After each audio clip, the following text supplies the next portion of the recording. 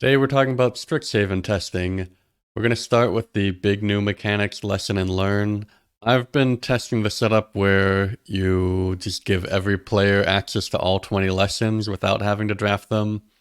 And the first match I played this way took almost an hour for just 2 games.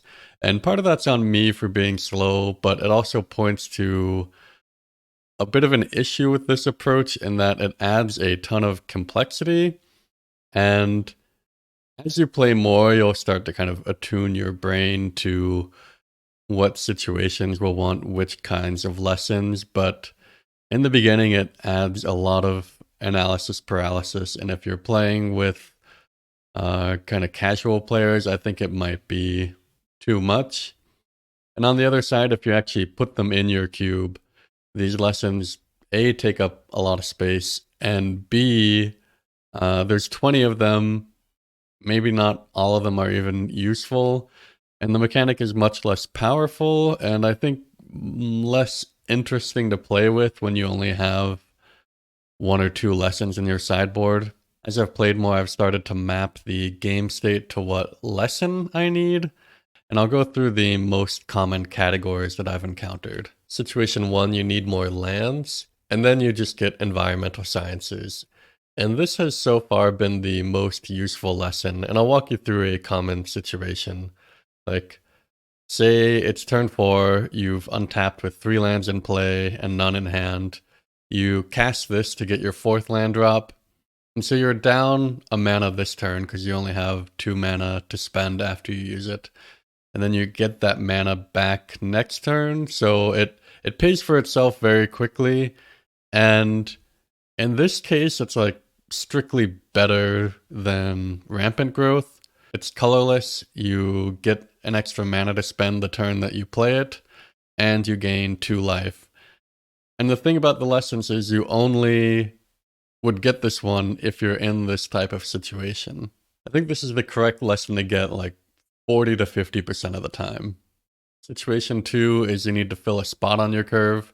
Say you've played Professor Symbology and your next plays are a couple of 4-drops. It's not embarrassing to make an Inkling or a Spirit token here. The next scenario is where you're ahead. Say you're on board and they're not. And here you can just kind of get something to protect your lead. And in this way, I found the lessons to be pretty anti-swingy. Like a lot of them are overcosted, but that's okay when you're winning, but it's going to be hard to use an overcosted spell to flip the board state. The next scenario is where you need a specific answer. And I find here that if you're going to use all the lessons, it really changes the dynamic of like problematic enchantments and artifacts, and I think in a good way. And the last common scenario is where you're trying to dig for something within your own deck. And from there, things get even more situational. There's a lesson for if you have Geist of Saint Traft on board, or if you're in top deck mode. But so far, I haven't seen Mascot Exhibition affect any game.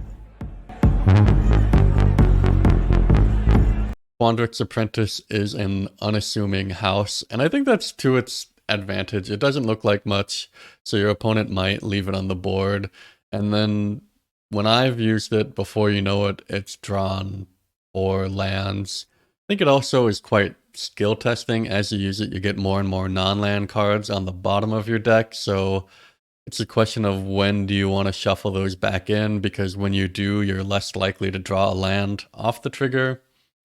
And it also has some fun interactions with top of the library things where you can put something with a brainstorm effect on top that you don't want and then dig past it with the trigger. If you have room for utility lands, Hall of Oracles has so far massively outperformed my expectations, except for the one time I thought you could activate it at instant speed. I expected to love Witherbloom Command, and I do. It's much better in a cube with fetch lands than it is in, say, retail draft. And if you support any kind of self-mill, leading this into a follow-up Tasigur play is a pretty big game. Abundant Harvest is kind of everything you want in a green 1-drop spell. I just wish I could sacrifice it to Vraska the way I can Oath of Nissa. I've yet to see Quandric's command actually counter anything. I think most commonly you're bouncing a permanent and putting counters on one of your creatures, which isn't terrible for 3 mana, but it doesn't really support what I'm trying to do in blue-green at all. Symmetry Sage I want to like, but so far every time it's been drawn it's been pretty terrible. Efreet Flamepainter is as awful as I expected it to be. There's still some cards I want to test. While I was testing, Prismari Command was I think 70 tickets on Moto, so I didn't buy it yet.